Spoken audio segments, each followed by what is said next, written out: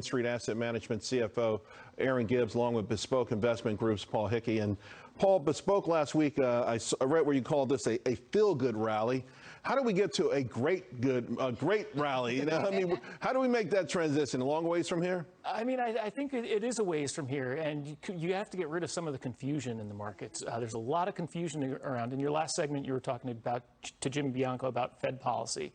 You know, Fed policy, the last hike to 75 basis points was basically decided on the Michigan Sentiment Report, which is a couple of hundred people, and so that caused the Fed to change policy affecting millions and hundreds of millions of people based on a few hundred people's responses.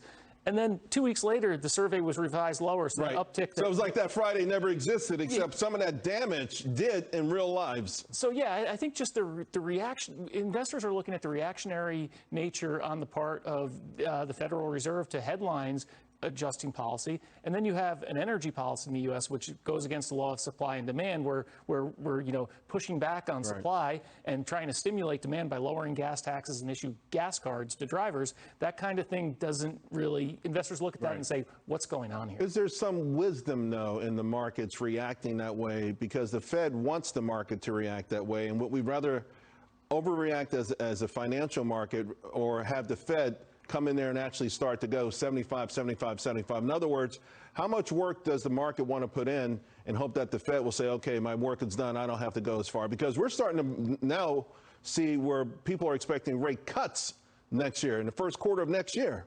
Yeah, we've seen that already. And I think it's a fine balance between worrying about inflation and the impact that that directly has, and then how the Fed's going to do that, and obviously the higher interest rates. I think the one good news, energy prices dropping and a lot of commodities dropping across the board, is what really helped last week's rally. And I think that's, to answer your first question, like going from a feel good to feel great. If we could finally see inflation get cut way before the Fed acts, that could make it a great Is it also because maybe we won't go into an official recession? Exactly. And that's another thing is, we know that report's going to be a month late. We're going to have earnings season, and a lot of stuff is going to happen towards the end of July. Paul, I got to ask you about the mega caps, right? Because I keep hearing about the death of the mega caps, and I'm thinking about that. I don't know if you collect comic books at all, if you ever did. 1992, the death of Superman. It was crushing. It proved to be premature, and I'm hoping that this is premature, too.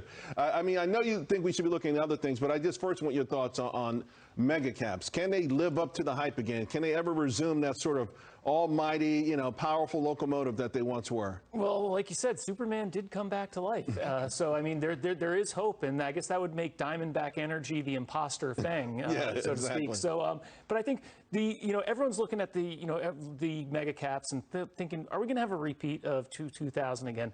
And I don't see that. The valuations, even now, they're still above the market averages, but they're nowhere near where they were back in 2000. And it's reasonable, some of these stocks. Right. So I don't think they were all rise up, but I think some of them, you have stocks like Alphabet, you have stocks like Amazon. Those names are going to be around, and I think they're going to continue to do well for a long-term investment. You also, though, as we were talking, when you all got seated, said, hey, look off the beaten path a little bit, like something like home builders. Yeah. So, I mean, everybody's focusing on mega caps. When everybody's focusing on one thing, you should probably look other places. So home builders are down over 40%. You find a single person who has anything good to say about a home builder stock right now, try and find me one. I can't find them. Right. The group's trading for under 4 times earnings.